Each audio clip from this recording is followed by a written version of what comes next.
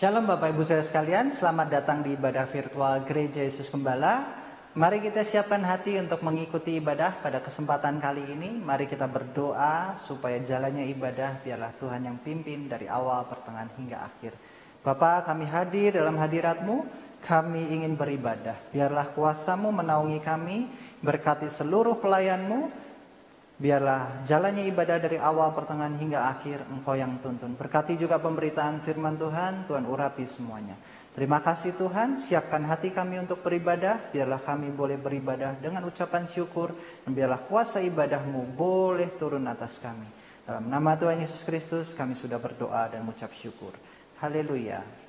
Amin. Mari kita siapkan hati kita untuk beribadah.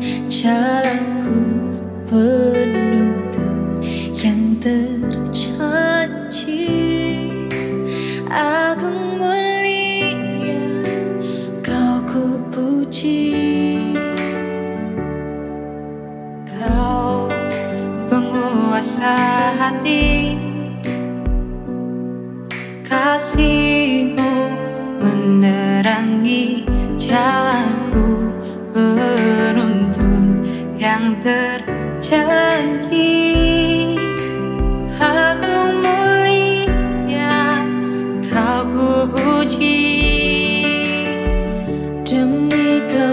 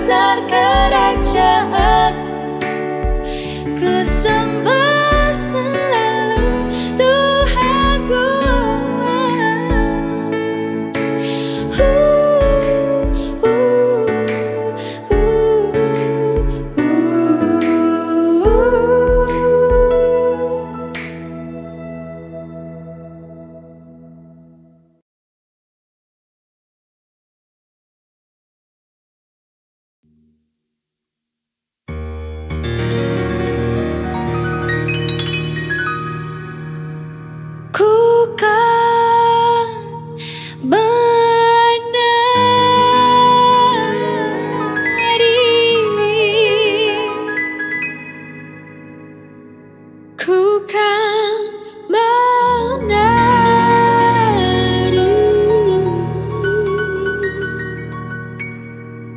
ku kan menari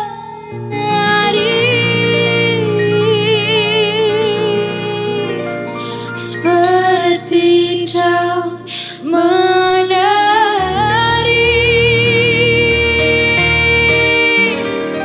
Ku kan menari,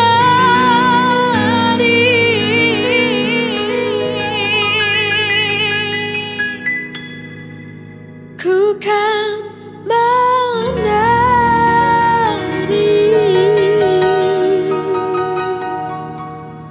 ku kan menari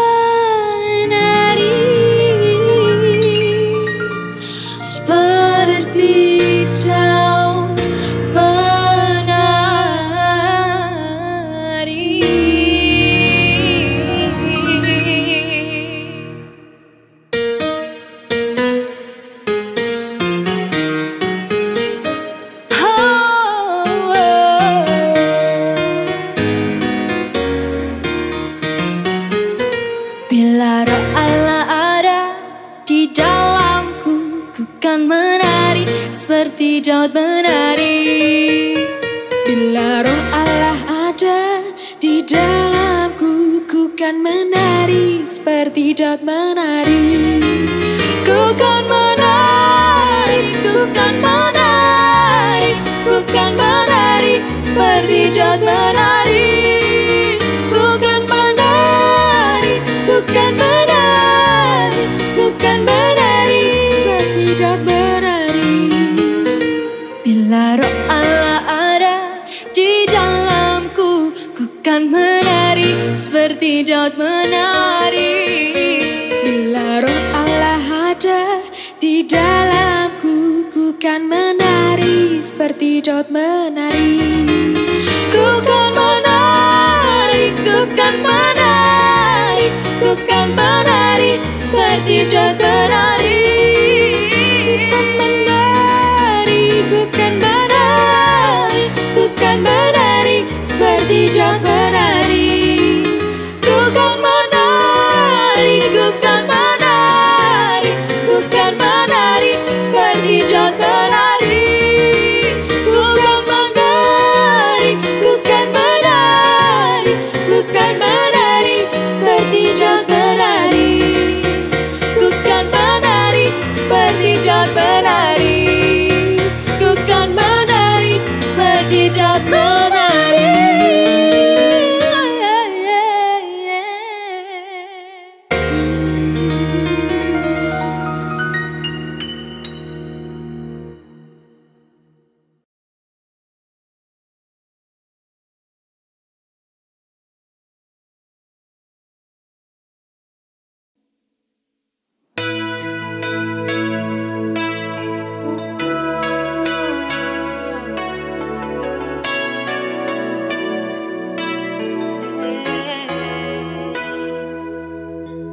Roh Kudus berdoa bagiku, adalah yang selidiki hatiku dengan keluhan yang tak terucapkan. Roh Kudus berseru untukku, Roh Kudus indahkan doaku.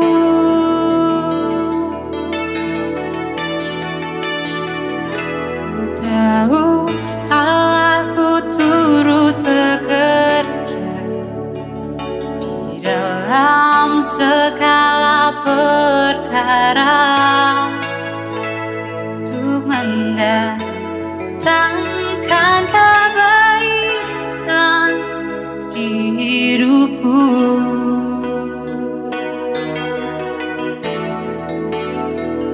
Ku yakin Bapakku sanggup sediakan yang tiada menjadi ada,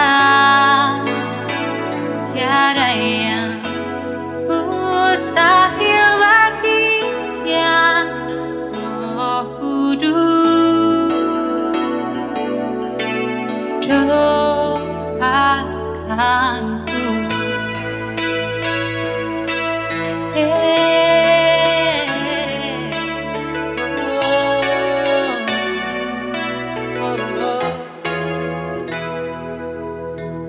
Roh Kudus berdoa bagiku pada Allah yang selidiki hatiku dengan keluhan yang tak terucapkan. Roh Kudus berseru untukku, Roh Kudus indahkan doaku. Ku tahu Allahku turut bekerja di dalam segala perkara untuk mendatangkan kebaikan di hidupku. Selalu yakin Bapakku sanggup sediakan yang tiada menjadi ada, tiada yang mustahil bagi yang Roh Kudus. Doaku tahu turut bekerja di dalam segala perkara untuk mendatangkan kebaikan di hidupku. Selalu ku yakin Bapakku sanggup sediakan yang tiada menjadi ada,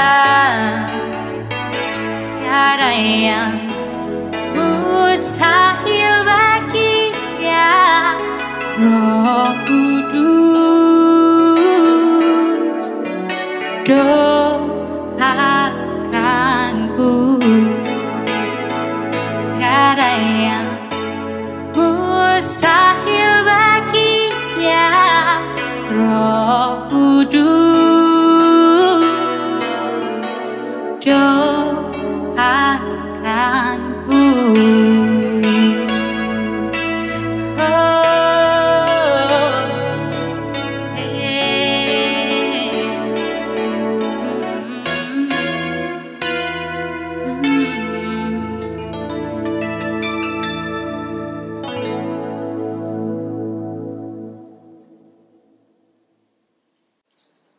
Shalom Bapak Ibu Saudara sekalian, selamat datang di ibadah virtual Gereja Yesus Gembala. Tidak terasa sudah di bulan Oktober, bulan ke-10 di tahun 2021. Kita hampir memasuki tahun 2022. Dalam kehidupan kita jangan lupakan kita boleh melalui tahun 2021 ini karena penyertaan Tuhan di dalam kehidupan kita. Dan di bulan Oktober ini kita punya tema yaitu kuasa doa. Setiap kita yang disertai Tuhan pasti memiliki kuasa doa. Jangan sampai kuasa doa tidak terjadi dalam kehidupan kita. Mari kita siapkan hati, kita berdoa untuk firman Tuhan. Tuhan, terima kasih untuk kesempatan kali ini. Biarlah kami boleh belajar mengenai kuasa doa. Biarlah kuasa doa boleh meliputi kehidupan kami dan setiap apa yang kami kerjakan boleh Tuhan sertai selalu. Sehingga kami berdoa di dalam kuasa, kami mengalami jawaban-jawaban doa. Terima kasih Tuhan, berkati hamba-Mu dalam kelemahan keterbatasannya, berkati juga seluruh umat-Mu dengan urapan yang sama, sehingga kami boleh dibangun atas dasar firman-Mu yang teguh. Dalam nama Tuhan Yesus Kristus, kami siap sambut firman-Mu. Semua yang percaya katakan haleluya, amin. Bapak Ibu Saudara, dalam kehidupan kita, jangan lupakan bahwa doa itu memiliki kuasa yang ajaib. Dan kalau kita melupakan kuasa doa, maka yang terjadi adalah kehidupan doa kita akan menjadi hambar. Yang terutama dalam mengalami kuasa doa adalah, sudahkah kita berdoa? Kalau kita tidak berdoa, maka yang terjadi tidak mungkin kita mengalami kuasa doa. Mari kita simak dalam kesempatan kali ini kita boleh belajar 3 kunci yang membawa doa kita berkuasa. 3 kunci doa yang berkuasa. Yakobus pasal 5 ayat 16b dikatakan, doa orang yang benar bila dengan yakin didoakan sangat besar kuasanya. Kita semua adalah orang percaya, orang yang ditebus. Kalau dalam kehidupan kita mengalami doa, tetapi kita merasa hambar dalam doa kita, maka yang terjadi adalah apakah kuasa doa itu terjadi dalam kehidupan kita. Hal yang pertama yang merupakan kunci doa yang berkuasa adalah iman kita. Dalam kehidupan doa kita, apakah kita menggunakan iman dalam berdoa, atau kita justru menggunakan emosi kita dalam berdoa.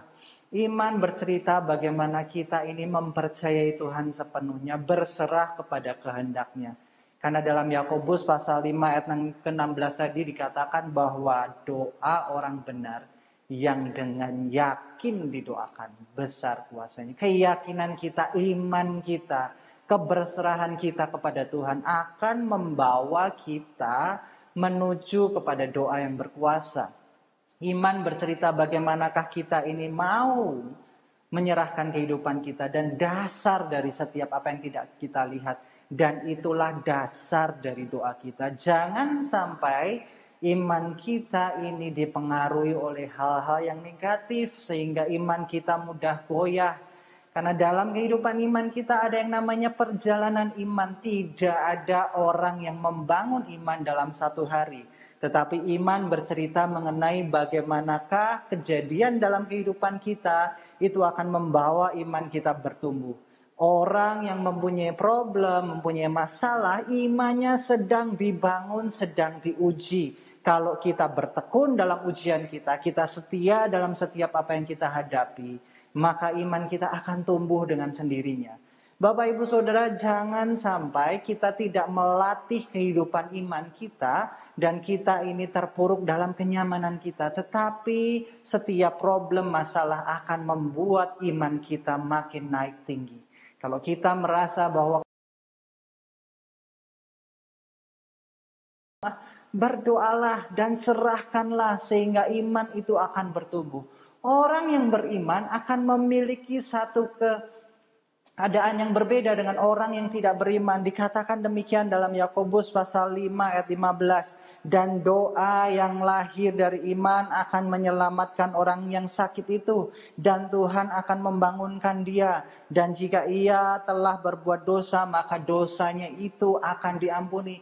Saudaraku, di sini kita melihat bahwa ada penatua yang mendoakan orang-orang sakit. Dan melalui doa orang yang imannya ini sudah teruji, maka yang terjadi adalah iman ini boleh menjadi satu saluran kasih yang membangun iman orang lain. Orang yang sakit didoakan kemudian mengalami kuasa Tuhan, mengalami kesembuhan. Dalam kehidupan kita jangan sampai iman kita menjadi iman yang egois. Tapi biarlah iman yang kita bangun menjadi iman yang ditularkan, diberikan untuk menyemangati orang lain. Jangan simpan kehidupan iman kita yang dewasa untuk kita sendiri. Tapi mari kita juga bangun komunitas kita di dalam iman. Jangan sampai doa kita ini hanya bercerita mengenai apa yang kita butuhkan, apa yang kita inginkan. Dan kemudian kita melupakan orang-orang sekitar kita. Karena orang sakit rasanya adalah orang yang paling dalam kondisi terburuk. Karena mereka sudah tidak bisa melakukan apa-apa. Mereka terbatas sekali. Dan iman orang yang kuat akan memberikan satu penghiburan bagi orang yang sedang lemah.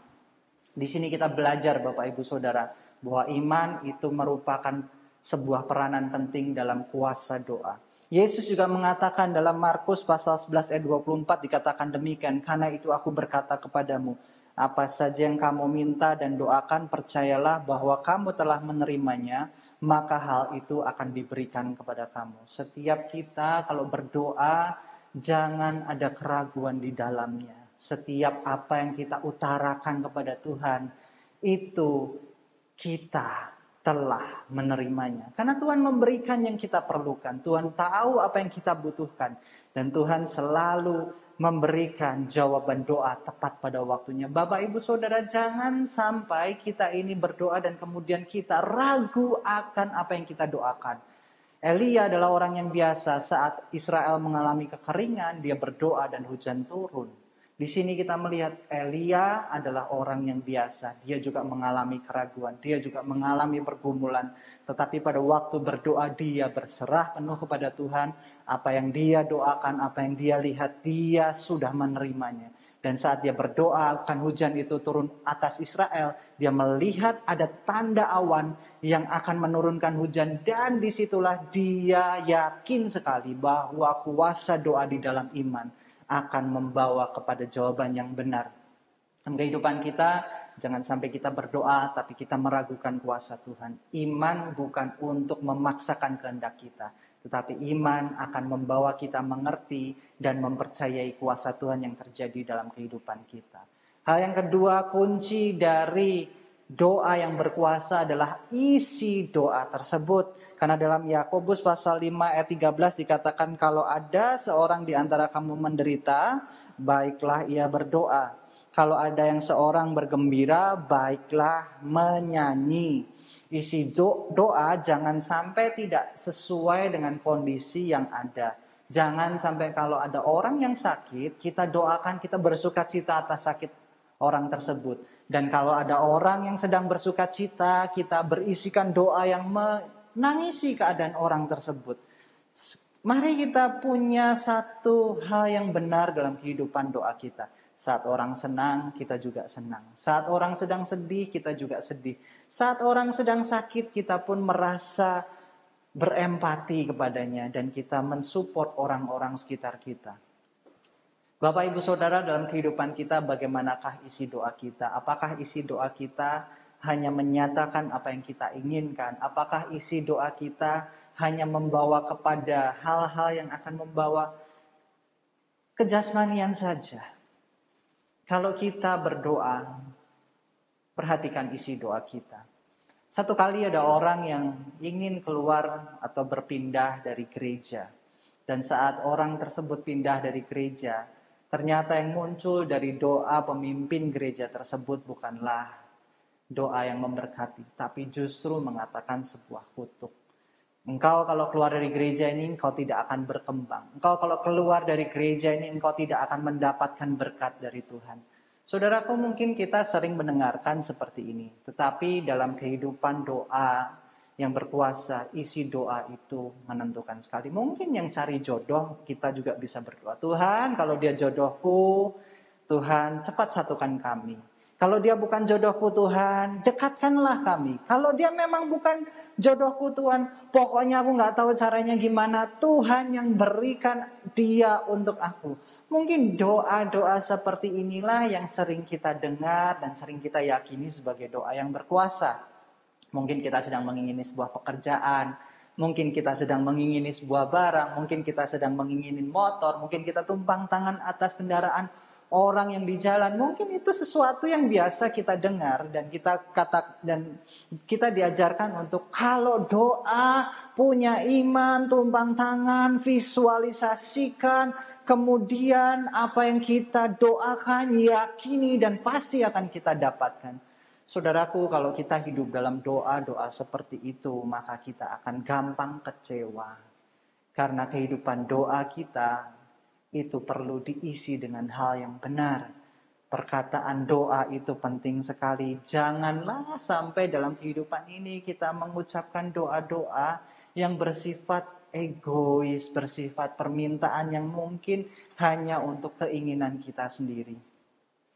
Dalam Matius pasal 5 ayat yang ke-44 dikatakan, tapi aku berkata kepadamu, kasihilah musuhmu dan berdoalah bagi mereka yang menganiaya kamu. Kita lihat isi doa itu berasal dari hati.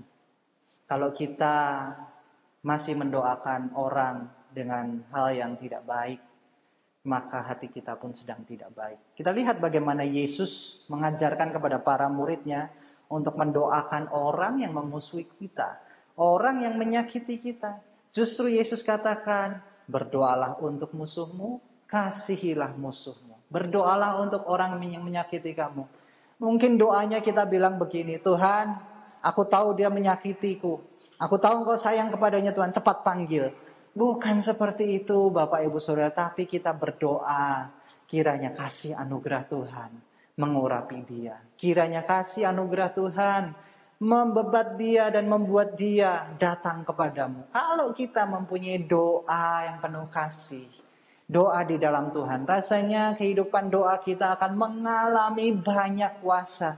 Karena seringkali hambatan kita dalam berdoa adalah isi hati kita yang dikuasai oleh nafsu, oleh emosi, oleh mungkin keadaan yang tidak baik dalam apa yang kita lalui dalam kondisi kita.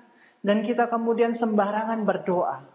Jangan sampai kita berdoa dengan isi yang berbeda dengan apa yang diajarkan Yesus. Saat kita percaya bahwa Tuhan mendengar setiap doa kita, setiap isi ucapan kita, maka kita akan menjaga perkataan kita di hadapan Tuhan.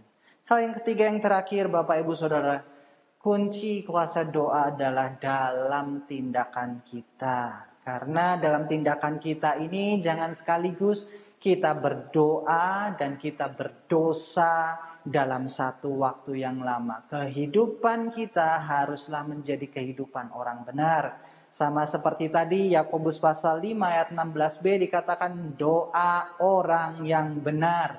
Bukan doa orang yang pintar ngomong. Bukan doa orang yang mungkin pandai, doa orang yang mengenal teologi dengan dalam. Tetapi ini bercerita mengenai karakter tindakan kita sehari-hari dalam kehidupan kita. Apakah kita menjadi orang yang benar di dalam Tuhan? Doa orang yang benar bila dengan yakin didoakan besar kuasanya. Hal yang terakhir inilah yang harusnya kita renungkan. Apakah kita sudah menjadi orang yang cinta Tuhan, melakukan firman Tuhan? Apakah kita hanya memakai agama firman Tuhan, ibadah kita hanya sebagai kedok supaya kita ini kelihatan cakep di hadapan orang di sekitar kita? Maksudnya cakep apa, Pak? Ya kayaknya orang yang sering beribadah, orang yang sering doa, ngomong firman Tuhan itu pasti hidupnya benar. Kita lihat orang benar itu dilihat dari hati, tindakan, dan perkataannya. Maka dari itu Bapak Ibu Saudara, tindakan kita sehari-hari harus makin memuliakan nama Tuhan. Jangan sampai dalam kehidupan ini, dalam tindakan kita sehari-hari, tindakan kita tidak mencerminkan Yesus dalam kehidupan kita. Justru orang itu tertarik sama Yesus karena tindakan kita. Saya mencari bagaimanakah sebuah tindakan yang bisa memuliakan Tuhan. Ada tindakan pertama, yaitu tindakan yang menggunakan harta kita dengan bijaksana. Amsal pasal 3 ayat 9 dikatakan muliakanlah Tuhan dengan hartamu. Di sini kita belajar bahwa memuliakan Tuhan dalam tindakan kita adalah juga menggunakan apa yang kita miliki. Bapak Ibu Saudara, dalam kehidupan kita diberi kekayaan yang berbeda-beda. Satu orang dengan yang lainnya berbeda. Ada orang yang mencintai kekayaannya sampai tidak mau kurang sedikit pun. Dan dia tidak peduli akan orang di sekitarnya. Justru saat kita dipercaya dengan kekayaan yang lebih dari orang lain, bantulah orang-orang sekitar kita yang membutuhkan. Jangan sampai menjadi pribadi yang egois. Justru kita berdoa, Tuhan jadikan aku makin kaya, makin melebar, makin memiliki harta yang banyak. Apa gunanya harta kalau tidak digunakan untuk membantu orang-orang sekitar kita? Hal yang kedua dalam tindakan kita yang benar adalah ucapan kita kepada orang lain. Juga jangan sampai kita ini menjadikan ucapan yang menyakitkan. Justru ucapan kita itu harusnya menjadi nyanyian baru yang ada dalam kehidupan kita. Kita contoh kehidupan Maria, Ibu Yesus. Di dalam Lukas pasal 1:46 dikatakan jiwaku memuliakan Tuhan. Dan ucapan itu adalah ucapan yang sampai sekarang itu, kayaknya sebuah ucapan yang menyenangkan, meneduhkan. Kalau kita mempunyai perkataan yang indah, perkataan yang tidak menyakitkan, perkataan yang membangun, maka yang terjadi orang akan makin tertarik sama kekristenan. Orang tertarik sama Yesus. Karena mungkin orang yang tadinya suka mengatakan hal-hal yang buruk, tiba-tiba perkataannya berubah. Kalau kita dalam kehidupan ini belum bisa mengendalikan perkataan kita, maka kita harus belajar untuk jangan sampai kita menyakiti hati orang. Bapak Ibu Saudara yang terkasih dalam Tuhan, belajarlah untuk setiap perkataan kita boleh jadi berkat. Nah, yang ketiga, yang terakhir, tindakan kita yang harusnya menjadi tindakan yang memuliakan Tuhan adalah tindakan perbuatan baik yang nyata. Yakobus mengatakan iman tanpa perbuatan hakikatnya mati. Dalam kehidupan kita, dalam 2 Tesalonika pasal 1:11 dan 12 dikatakan dalam perbuatan baik dan dalam iman yang nampak. Kalau orang berkata aku punya iman tapi tidak ada perbuatan baik yang muncul dalam hidupnya, itu sebuah pertanyaan besar. Kalau kita berkata aku adalah umat yang dipilih, yang diselamatkan dan yang menerima Yesus dalam hati dan dalam perkataan, tetapi tindakannya tidak ada perubahan, itu juga merupakan sebuah tanda tanya besar. Karena iman kita tidak tercermin hanya dari perkataan kita saja, tapi juga tindakan nyata kita kepada orang-orang sekitar kita. Bagaimana kita memperlakukan orang, bagaimana kita juga menolong orang yang membutuhkan, itu nampak. Bagaimana kita mengasihi orang-orang di luar sana, apakah kita masih mandang muka? Wah, kalau orang yang punya, aku bantu mati-matian. Kalau orangnya tidak bisa membalas aku, ya aku sudah gak mau bantu. Disinilah kita nampak bahwa iman itu tercermin dalam perbuatan kita. Doa yang berkuasa akan merubah pola tindakan kita juga, Bapak Ibu Saudara. Karena saat kita berdoa, kita sedang menyatukan hati kepada Tuhan. Dan saat kita sedang menyatukan hati kepada Tuhan, yang terjadi adalah Tuhan ini merubah hati kita secara pelan-pelan. Tadi saya sudah katakan bahwa iman tidak terbangun dalam satu waktu proses yang singkat begini saja. Tetapi iman merupakan perjalanan. Demikian juga setiap kita mengalami doa yang berkuasa dalam kehidupan kita akan makin berangsur-angsur membaik. Iman kita mulai menjadi dewasa, tindakan kita mulai memancarkan kasih, perkataan kita juga memancarkan berkat. Kuasa doa yang sebenarnya adalah tindakan kita, ucapan kita, perbuatan kita menjadi perbuatan yang makin memuliakan Tuhan. Kalau kita merasa, aduh kayaknya aku sudah cukup baik deh, berjalanlah lebih dari apa yang sedang kita lakukan. Makin baik, makin baik. Manusia batiniah itu harus makin naik, makin tinggi, harus makin percaya sama Tuhan, harus makin berguna bagi orang lain. Tetapi manusia jasmaniah kita mungkin merosot, tapi jangan sampai kita berhenti untuk membantu, untuk menolong orang. Kuasa doa bisa terjadi saat kita meminta hati yang baru, hati yang mengasihi. Bapak Ibu Saudara yang terkasih dalam Tuhan, alamilah kuasa doa dalam kehidupan kita. Saya percaya sekali bahwa Tuhan sanggup membuat mujizat dalam kehidupan kita. Terutama mujizatnya apa? Membuat hati kita menjadi baru. Jangan sampai dalam kehidupan ini hati kita membatu, tapi biarlah hati kita makin membaru dan menjadi serupa dengan Yesus. Sebagai kesimpulan, Bapak Ibu Saudara, berdoalah dalam sikap hati dan tindakan yang benar serta dasar iman yang teguh sehingga kita menjadi umat pilihan yang mengerti bagaimana caranya bertindak dalam firman Tuhan, menjadi orang yang benar, dan dalam setiap doa kita memiliki kuasa doa. Saat kita mendoakan orang sakit, orang yang sakit tersebut juga mengalami satu penghiburan, satu kekuatan yang baru. Dan biarlah Tuhan yang membuat mujizat dalam kehidupannya. Kalau orang tersebut sembuh, biarlah Tuhan sembuhkan. Tapi kalau Tuhan punya rencana yang lain, biarlah orang yang sedang sakit itu dibentuk oleh Tuhan. Bapak Ibu Saudara, apa yang sedang kita doakan, percayalah kita sudah menerimanya karena Tuhan sudah melakukannya di atas kayu salib. Jangan sampai kita berdoa tetapi meragukan kuasa Tuhan. Mari kita berdoa, kita akhiri firman Tuhan dan ibadah ini.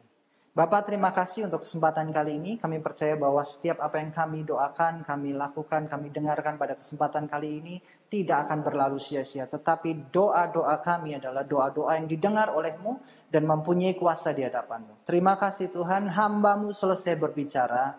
Tetapi biarlah Roh-Mu menguatkan kami, menjaga kami untuk tetap ada di dalam kebenaran-Mu. Sertai kami Tuhan, sebentar kami akan berpisah satu dengan yang lainnya. Biarlah Tuhan yang memberkati kami, menjaga kami. Mari kita angkat tangan di hadapan Tuhan, kita aminkan setiap doa berkat ini. Murid Yesus Gembala, terimalah berkat jasmani, jiwani, dan rohani dalam keluargamu, pekerjaanmu, studimu, pelayananmu, dan komunitasmu. Diberkatilah engkau dengan kehidupan kekal. Diberkatilah engkau dengan hikmat ilahi.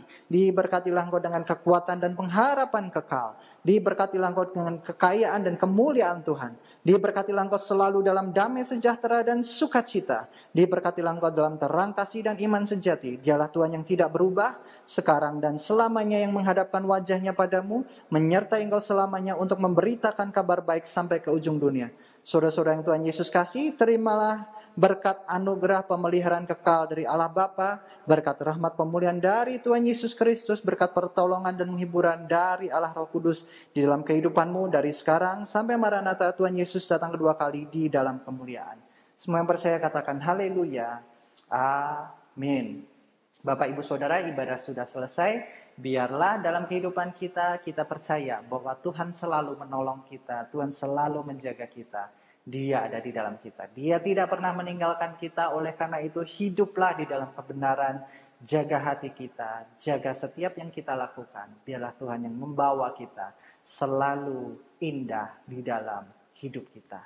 Sampai bertemu dalam ibadah selanjutnya. Tuhan Yesus memberkati.